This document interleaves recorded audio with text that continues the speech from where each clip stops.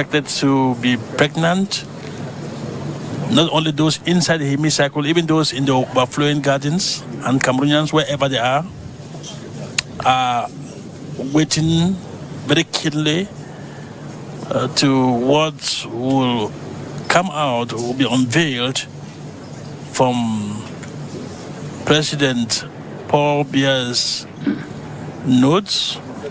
John Lamoral, ambassadeur des États-Unis. Monsieur le Président de l'Assemblée nationale,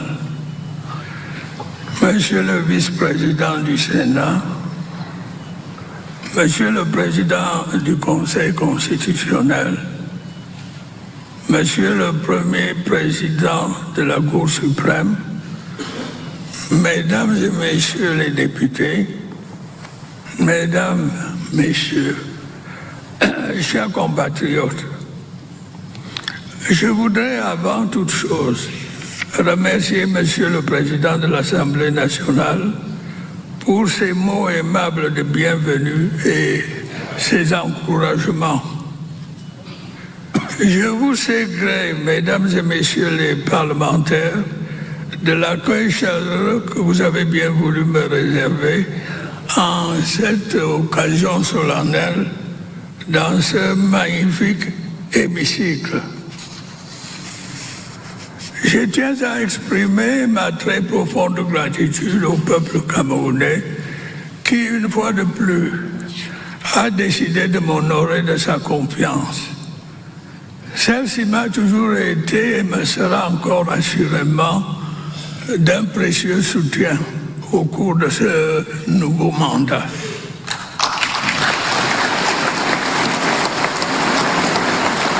Je tiens à le dire de la manière la plus solennelle qui soit.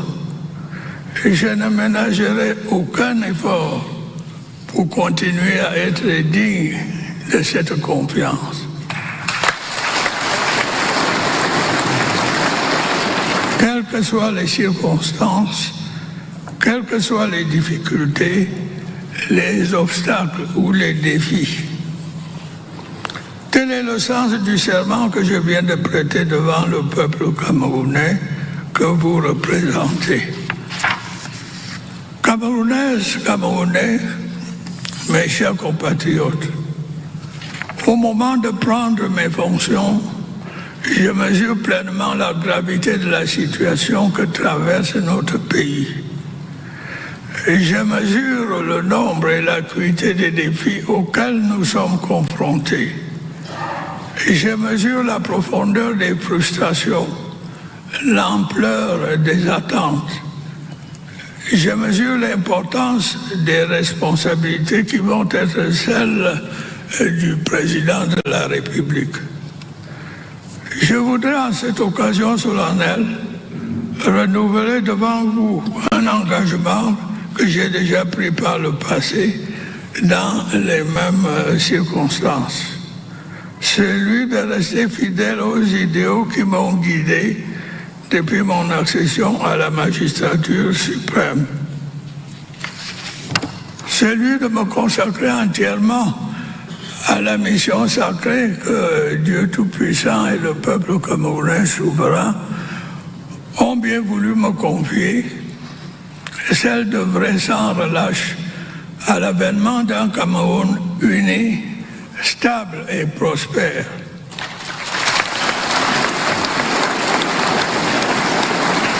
Il s'agit, je le sais et vous le savez, d'une tâche lourde, mais il s'agit d'une tâche exaltante quand on a à cœur l'amour et les intérêts de son peuple. Cette tâche, mes chers compatriotes, n'est pas insurmontable, surtout lorsqu'on bénéficie du soutien indéfectible de son peuple. À chaque échéance électorale, vous me témoignez de ce soutien.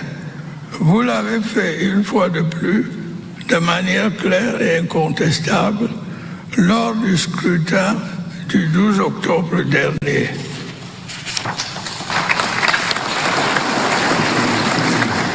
Camerounaises et Camerounais de l'intérieur comme de la diaspora, En ce jour où j'entame un nouveau mandat, de par la volonté de Dieu et du peuple camerounais souverain, je voudrais tendre la main à tous et à chacun.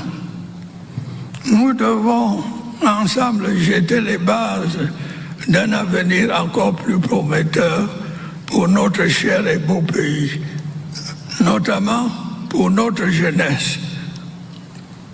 Nous avons certes beaucoup accompli, mais nous avons encore tant à réaliser ensemble pour nous-mêmes, mais aussi pour les générations futures. J'en appelle donc à l'union sacrée. Et joignez-vous à moi pour que nous puissions ensemble, dans la paix et la concorde, relever les formidables défis auxquels notre pays est confronté. Je vous invite tous à prendre part à ce combat salutaire. Les joutes de l'élection présidentielle sont derrière nous. L'heure est désormais au rassemblement. Ce pays est notre patrimoine commun. C'est notre bien le plus précieux. Nous devons le construire, le solidifier, le moderniser et non le détruire.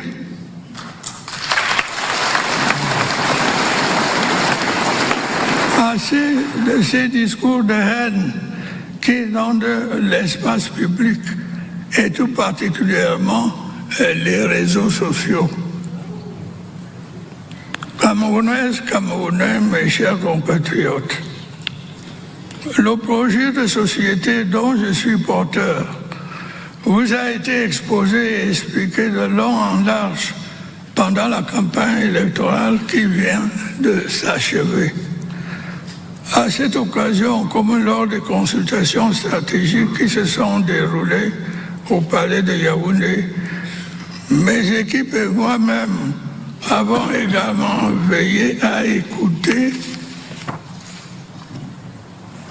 les doléances des Camerounais vivant à l'intérieur du pays comme ceux vivant à l'extérieur. Nous avons entendu leurs préoccupations, leurs frustrations, leurs doléances, mais aussi leurs aspirations, leurs attentes, leurs espérances et leurs suggestions. Ces échanges féconds nous serviront assurément de boussole pour guider notre action présente et future. Camerounaises, Camerounais, mes chers compatriotes, ainsi que j'ai eu l'occasion de vous le dire, la situation des jeunes et des femmes sera au cœur de mon action tout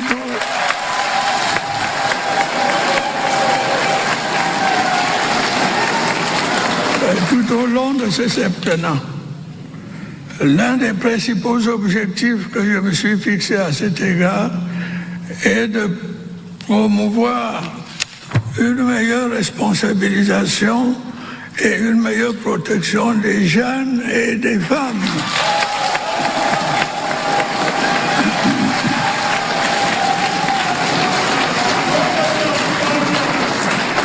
Ainsi que vous le savez, des efforts méritoires ont été déployés ces dernières années en faveur de la jeunesse, telles que la construction de nombreuses infrastructures scolaires et universitaires, la promotion de la scolarité des jeunes, la professionnalisation des enseignements, la création de nouvelles opportunités d'emploi en faveur des jeunes.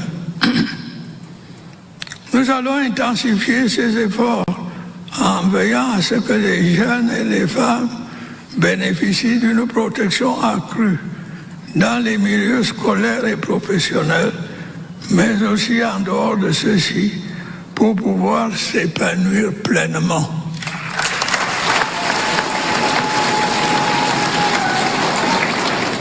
Les métiers et autres activités attirant tout particulièrement les jeunes filles et les femmes bénéficieront d'un plus grand soutien de l'État.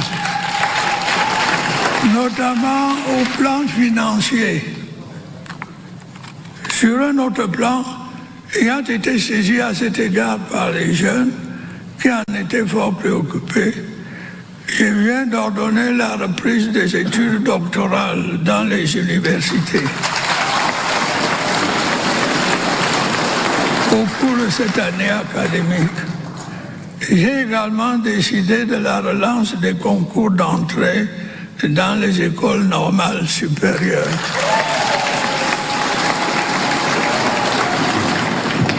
Mes chers compatriotes, mesdames et messieurs, j'envisage de mettre en œuvre dès les premiers mois de ce septennat un plan spécial de promotion de l'emploi des jeunes dont les axes principaux seront les suivants. Premièrement, la mise en place de facilités administratives et fiscales pour les entreprises privées avec en contrepartie l'obligation pour celles-ci de recruter les jeunes. Deuxièmement, le renforcement des mécanismes d'encadrement et d'accompagnement des jeunes dans la conception, la mise en œuvre et le financement de leurs projets. Ceci se fera en liaison avec les banques locales et les bailleurs de fonds internationaux. Troisièmement, la promotion du développement d'entreprises dans les secteurs à fort potentiel de création d'emplois, à l'instar du numérique, des mines, de l'agriculture et des services. Quatrièmement, dès le prochain exercice budgétaire, une proportion du budget d'investissement de l'État sera consacrée à la réalisation de travaux à haute intensité de main-d'œuvre, au profit des jeunes sur toute l'étendue du territoire. Ceci se fera en lien avec les collectivités territoriales décentralisées et les associations. La réussite de ce plan sera facilitée, j'en suis persuadé, par le courage, l'ingéniosité et l'inventivité dont nos jeunes compatriotes savent si souvent faire preuve. Mes chers compatriotes, mesdames et messieurs, soucieux d'apporter des réponses appropriées aux préoccupations des populations, nous veillerons au cours de ce septennat à accélérer la réalisation des projets en cours dans différents secteurs stratégiques tels que l'énergie, l'hydraulique, les infrastructures routières et la santé publique. Il va sans dire que les efforts engagés dans la lutte contre la corruption seront intensifiés.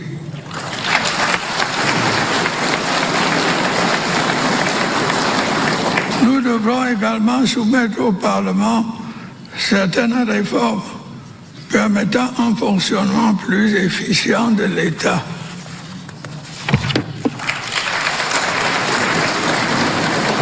Grâce à une adaptation de nos institutions aux exigences de notre environnement. Camerounaises, Camerounais, mes chers compatriotes, ainsi que vous le savez, notre pays est confronté depuis des années à un certain nombre de défis sécuritaires. Dans les régions du nord-ouest et du sud-ouest, mais aussi de l'extrême nord, des groupes terroristes, dont certains viennent de pays voisins, ont longtemps semé la mort et la destruction. Grâce à l'action efficace de nos forces de défense et de sécurité, dont je voudrais une fois de plus saluer le professionnalisme, de même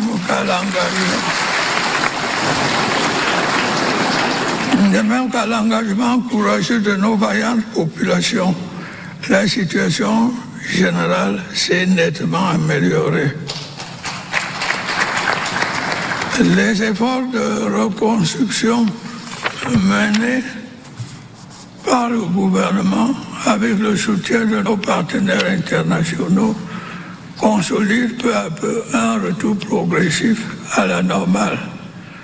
Ces efforts vont se poursuivre inlassablement.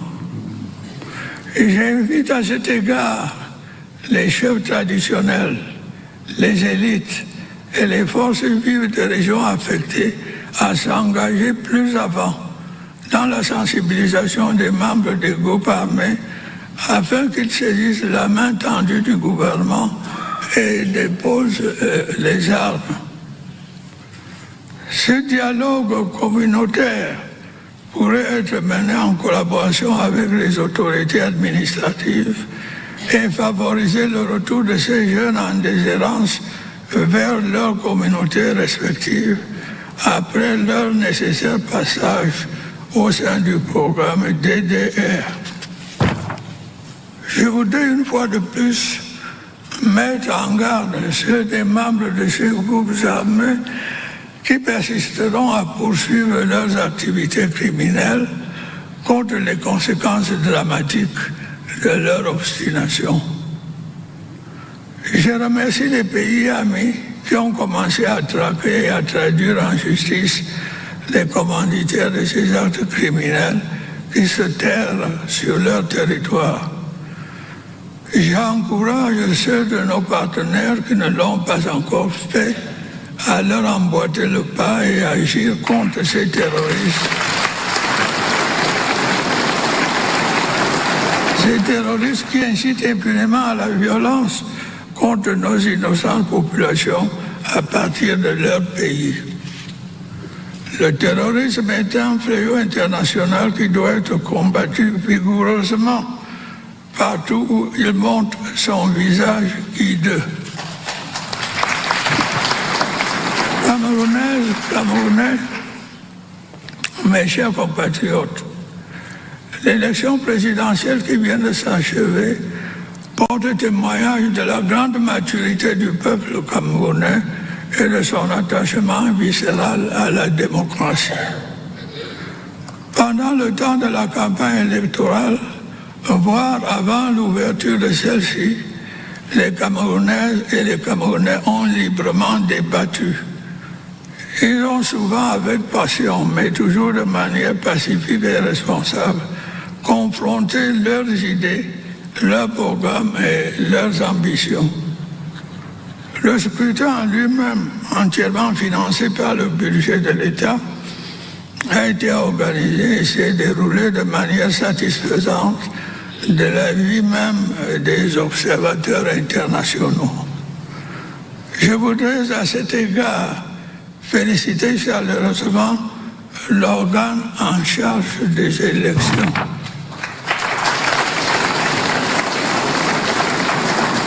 Une fois encore, l'ECAM a pu relever ce formidable défi dans un contexte qui n'était pas toujours facile. Je voudrais également saluer l'attachement de la majorité du peuple camerounais à la paix et au vivre ensemble. Cette paix a malheureusement été perturbée par des troubles survenus après le scrutin en raison de l'attitude de certains politiciens irresponsables.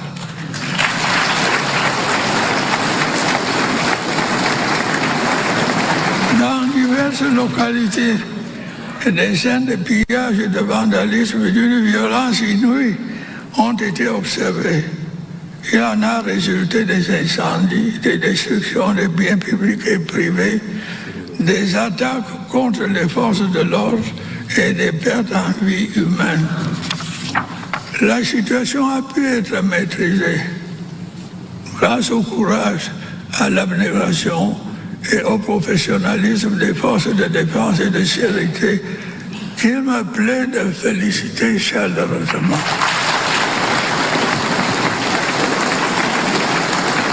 J'adresse mes sincères condoléances aux familles des victimes et mes souhaits de bon rétablissement aux blessés. J'en appelle au sens des responsabilités des uns et des autres. Et je m'adresse à tous ceux qui s'emploient à attiser la haine et la violence dans notre pays, notamment à certains de nos compatriotes de la diaspora. Le Cameroun n'a pas besoin d'une crise post-électorale dont les conséquences pourraient être dramatiques, comme cela s'est vu sous d'autres cieux. Mes chers compatriotes, il est de ma responsabilité de veiller à ce que l'ordre soit maintenu. Je puis vous l'assurer, l'ordre régnera.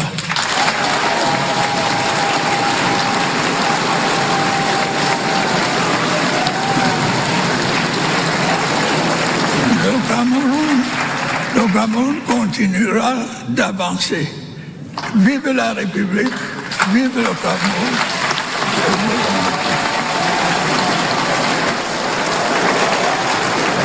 That was the new social contract. When I think of philosophers like Thomas Hobbes, John Locke and Jean-Jacques Rousseau, it is clear that Paul Biya has entered a new social contract with the people of Cameroon in this moment and on this day.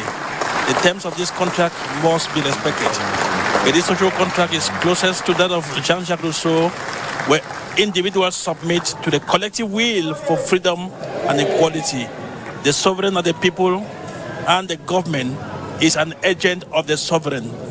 One message: law and order will prevail in this country.